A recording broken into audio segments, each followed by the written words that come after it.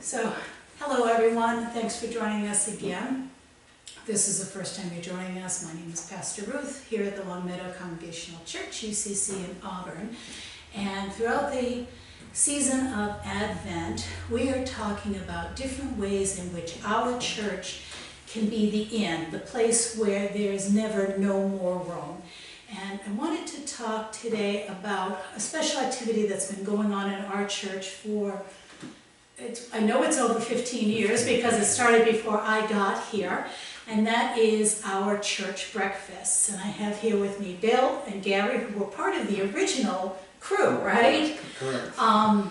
Who started with this, and I'm just going to ask them some questions, have them tell a little bit more about it, because as I said, it's something that preceded me, and they can give you far more information about it than I can. So first, either one of you, how did this start? How did you decide that a breakfast was what you were going to do? I think that started with the Well, I think actually Mark Berlin was the first one correct. Oh, who yeah. brought the idea up at a trustee He was a meeting. trustee at that time. Yeah, and the idea actually sat for more than a year Okay. Okay. without anything really happening. And it was just the following year and a half later, it came up in a meeting again, why don't we give this a shot? Mm-hmm. And Mark's idea was that there's a lot of traffic by this, and there's even more traffic now with Lover's Lane, Yeah. but at the time, people on the way to the transfer station, etc., thought, hey, it might work, and we might be able to raise some funds for the budget, basically.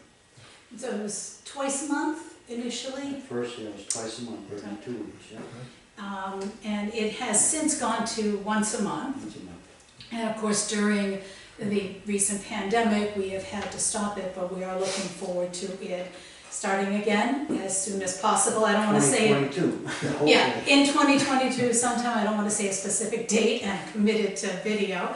But We did that once and ate little cross. yes, we did. We posted it on Facebook and It didn't happen. had to withdraw because of things happening. Right So now it's on pause. it's on pause, but we're looking forward to it starting again.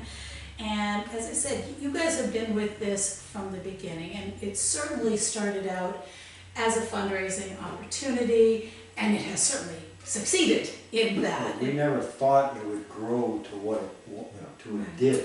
So what did it start out as? With- It I did think there were like 36 people. 34, 35 people who came to the first breakfast. And the second breakfast, we had like 35 or 40 people. And then from there, it just kind of took off like wildfire. It went quickly from 34, 35 people to like 75, 80. Next thing we knew, it was like well over 100.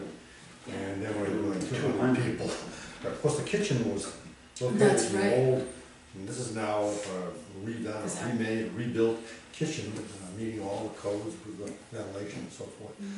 It used to be down the hole. And we had basically the stove died, we had to replace it, we couldn't bring it up to code where it was, so it all moved here. We got this beautiful all stainless steel kitchen that helps us to serve that many people. Now, as I said, it's certainly been very successful as a fundraiser, but this is a major commitment on both of your parts, as well as there's a huge crew that's involved in this. Large crew. Very large crew, so I don't want to. Well, to do that many, it takes a lot of people. It does. But what is it that draws you to put in this much work, this often? You must enjoy what you're Oh, doing. I always enjoy the younger kids coming Okay. in because we make chocolate chip pancakes and You put Mickey And ears we on them, don't you? you know, just to see the smile on their faces is you know, welcome to come in. And a lot of them I look forward to coming. Because I've seen you go around with your trusty can of whipped cream, Right? so that you can deliver the kids' ones and add a little bit of whipped cream, and that makes them feel very welcome. It makes them feel special. This is a place that somebody remembers what they want, and I know that particularly you could do it as more when we were in the other place, but here you know what people's orders are, Bill. Sure, oh yeah, you know, you see people poke ahead and you know You know, now they're what to make and you too over easy start, or yeah, you start cooking around like that. Gary's the one who sucked me into the grill to begin with. He's the one who said, we need a couple people who want to work in the grill. You were the one who initially went through the list. I don't remember that. Yeah, I do, very distinctly, Gary. I'm going to hold it against you. I said, that sounds exciting. I've never done work on the grill in my life. I never flipped an egg in my life. Just started. I was a pro. Now he's a Just pro. started, and it's kind of fun. Yeah. It's part of It gets hectic at times, but, Yeah. you know. But Yeah. yes, Enjoy it's it. stressful, but it's fun. Yeah. Well, it is collegiality. It It's is. just fellowship. Yeah. With the crew, we have a lot of fun together doing it, you know. Even though it's at 5 o'clock in the morning, when Yeah. we started, it's still fun. And I've noticed a number of times, people that are new to the church have sort of found their way into the community of the church by working on the breakfast, by Exactly. Yep. being part of like this team that works together. I've seen, I know, Jeff and Dave and Bill Collier. Bill Calder, who just left. I snagged them, they're both trustees of the church and they were doing another job, so I snagged them to do this then. And Matt, you know, we get Matt Matt. involved. Yeah. When he joined.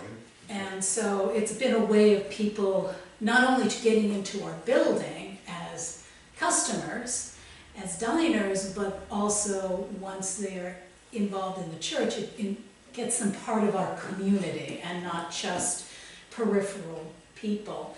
And I think that that's something that builds, you know, the community. Because I think it's important that people don't feel that they're on the peripheral, that they're part of what's going on here. But not everybody knows how to become involved. But if you say, hey, we need this is fun, you know, come join us. So it's kind of got a double welcome thing. Sure. There are additional people besides the crew that you see on the Saturday morning. So Right. there's some of them are somewhat invisible, if you will, because the things that are happening between one breakfast and the next one, there's shopping to be done, Yeah. a lot of shopping. Bill mentioned Bill Calder, he generally is cooking baking. Yes, the Wednesday on before, Wednesdays. like 30 to 45 pounds of bacon. It's a whole morning job to get that ready. So I know you when don't I see come that in- happening, but it's happening before the actual breakfast takes place on that. There's a crew that sets up the Friday morning before, Yeah, so dining on the set.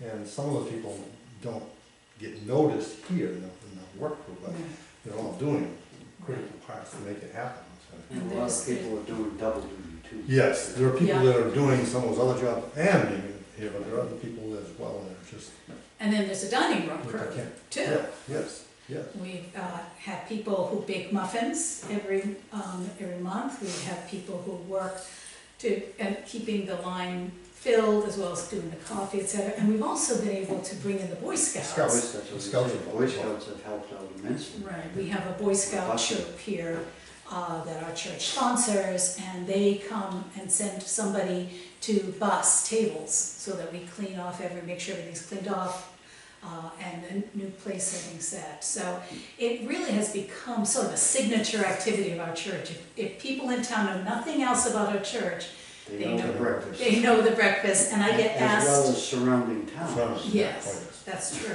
One time I came here and there were 4 police cruisers from 4 different towns in the parking lot, and I panicked until I came in and realized, oh, they're here for breakfast, they're here before shift change, and they were here to eat breakfast.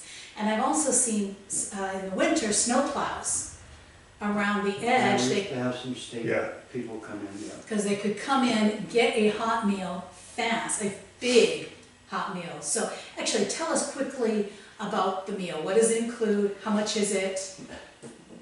Oh, basically our breakfast is what, $6 a head?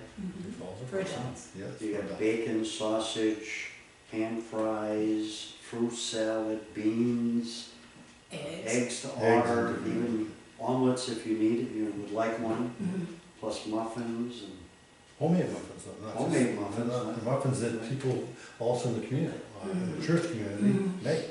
as well as pan fries and Yeah. a whole banquet of stuff. It's full, and it's all you can eat, $6 for adults, $3 for children, and under what age? I think it was just free for Free for, 3 under or something. 3 and under, it's free, 3 because and how much are they under. honestly eating anyway? And it all balances out, and it's continued to be a very good fundraiser for our church, but it's become part of the culture of our church, and it's just a way of us welcoming people into our building with the hopes of, well, they found their way in once, they, on a Saturday, and there have been a few people that I think started out as customers at the breakfast and have become part of our church in general, so it's been great. Well, I thank you both for being part of this, for being part of the breakfast. You're welcome. And for helping me. I know this is out of your comfort zone, so thank you so much for helping me. And we will be back one last time with another video about how our church can be the inn. One last question, if somebody was interested, somebody in the congregation was interested in being part of the breakfast crew, what should they do? Just contact me and Contact Gary. see what their specialty is. If not, we'll train them and put them to work. There's always a place for Always a anybody place. who wants to. Always a place. Always a Absolutely. place. Great. And that goes true with men or women. That's right. A lot of times the kitchen was strictly men, but Kids a little androgynous. We'll say that, okay. That's right. It says we'll that. walk them in. That's absolutely great. Well, thank you very much. Well, Okay.